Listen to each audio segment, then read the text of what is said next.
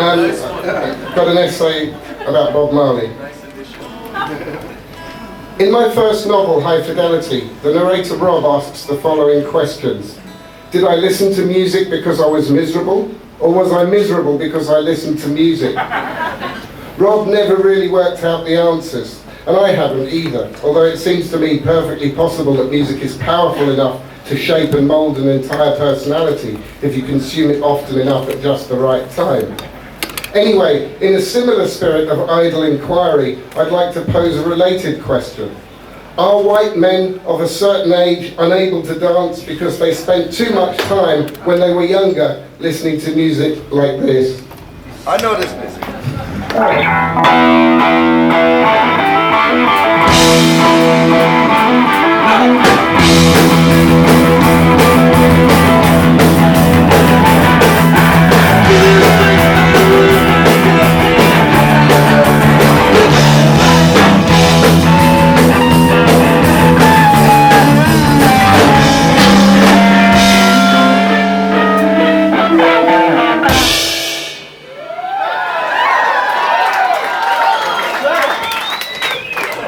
Was music like that made because white men of a certain age were unable to dance? And the provision of a resolutely Caucasian beat at least allowed us to stomp our feet and wave our beer glasses in the air. Whose lack of rhythm came first, theirs or ours? I'm blaming them. If it wasn't for Black Sabbath and Deep Purple, I'd have been the Billy Elliot of the southeast of England. That is true, actually. I didn't really start to investigate soul music thoroughly until I was in my late teens. Before that, it all seemed like too much fun to me, all that sex and dancing.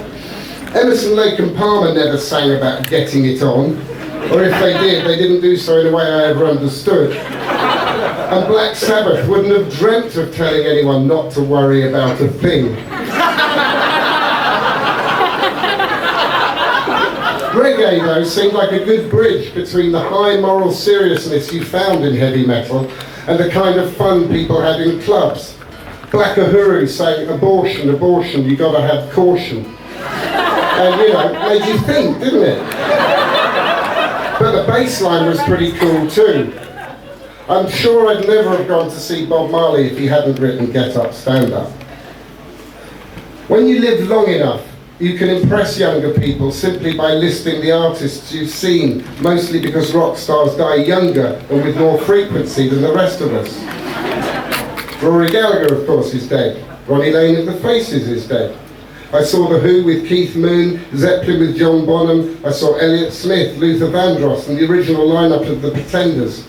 And if one of those experiences ever comes up in a conversation with a young person, the young person will say something like, wow, that must have been awesome. Or radical, or some other youthful word intended to convey envy and enthusiasm. And at that moment, you rewrite your story and start to talk about the gig you'd like to have seen, the gig you should have seen. You can't disappoint the kid. You can't tell him you had the worst seats in the house. You can't tell him that the sound was shit, or you were splitting up with the girl you went with and you spent the night arguing, or you needed the toilet all the way through. You can't tell him that you went to the show where the band played their difficult concept album all the way through. No hits, no encores. You can't tell him that the guy next to you shouted out, rock and roll, during every single ballad. And you spent the evening working out how hard he looked and whether he'd hit you back if you punched him. And you certainly can't ever say you've forgotten the whole fucking thing. I went on the internet to try and find out what Bob Marley played the night I went to see him at the Hammersmith Odeon in June 1976, and I found a little review from someone else who was there. We saw no need for the seating arrangements, as you cannot dance in a chair, so we danced on them. We danced in the aisle, we danced in the restroom, we danced in the street, we danced on the tube. We forgot our sorrows and danced.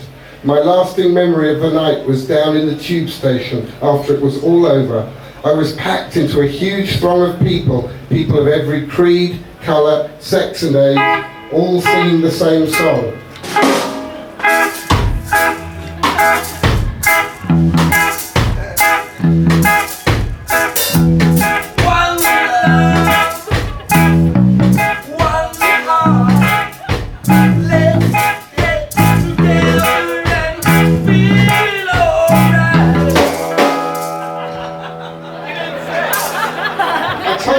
you out of tune. White boys. But isn't that a beautiful description? Don't you wish you'd been there? Let's forget for a moment that the definitive version of One Love is only to be found on the album that wouldn't be released for another year. Let's forget too that even though I couldn't find the setlist for that particular show, Marley didn't play One Love anywhere else in the world in 1976. Let's just picture this happy underground train full of people of every creed, colour, sex and age. Old Chinese men maybe, middle-aged Pakistani women, young Eskimos, all bursting into a redemptive, happy, healing song they haven't actually heard yet. Isn't that exactly how a Bob Marley concert should be? You can't blame the guy for trying. I'm surprised he didn't describe how this happy band of multiracial brothers and sisters exchanged email addresses. Here's something else I found out while looking for information about the Marley show I saw. That a year later, when Marley returned to London to play at the Rainbow Theatre, 80 uniformed police were present in the auditorium, quote unquote, to prevent a repeat of the 1976 Hammersmith Odeon concert. In other words, there wasn't as much hugging of old Chinese men as the other guy remembered. On the contrary, bad stuff was happening. And this version of events, I'm afraid, corresponds much more closely to my own memories of the night. I went with my girlfriend, and when we showed our tickets at the door to the bouncer, he looked at her, and he looked at her handbag, and he said, "You shouldn't have brought that with you, love. They'll take it off you in the first 5 minutes." I looked at him. Who were they? And very slowly I understood what he was saying. They were black people. Black people were going to steal my girlfriend's handbag. There was a lot in this short sentence that I had to process. First of all, black people at the concert I was going to see. It hadn't escaped my notice that Bob Marley was black, of course. That was one of the reasons that the New Musical Express and my hipster school friends and I liked him. But the NME was white and we were all white, and I'd somehow just kind of presumed that the audience would be made up of white boys and girls who read the NME.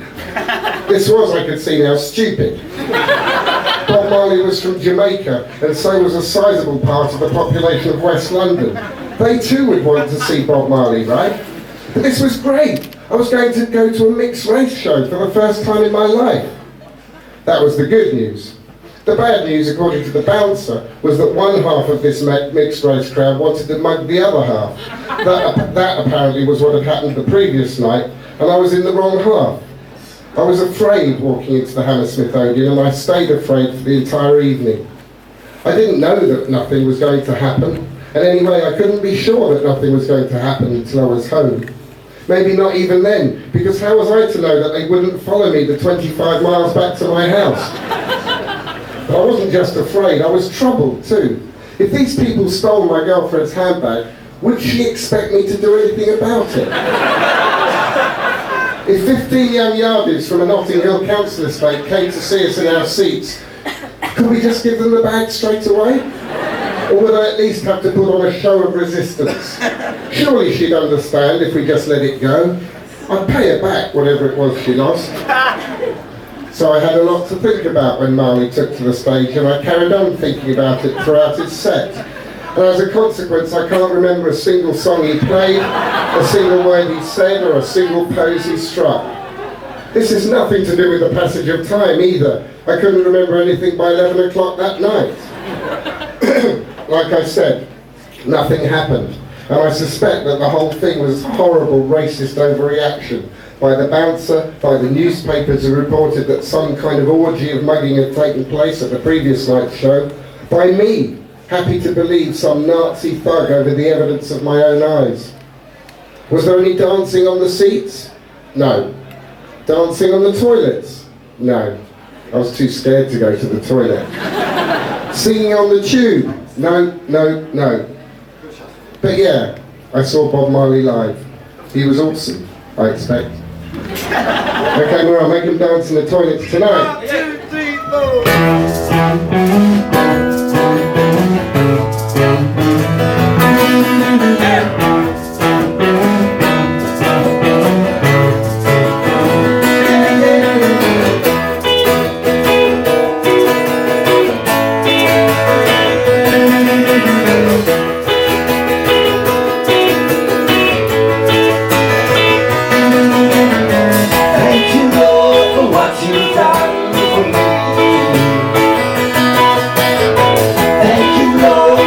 what you're doing now. Thank you, Lord, for every little thing. Thank you, Lord, for doing me see.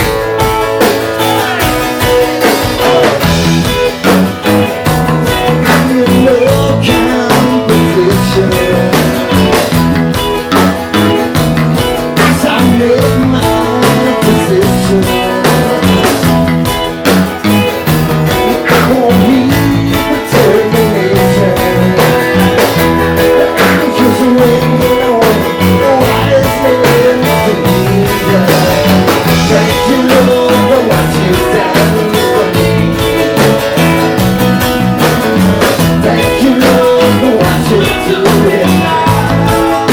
Yeah, yeah, yeah, yeah. Thank you, Lord, for every little thing. Thank you, Lord, for you made me sing.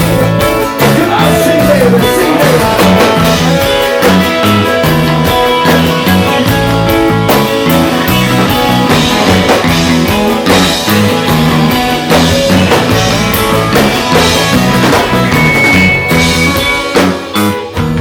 I'm in no competition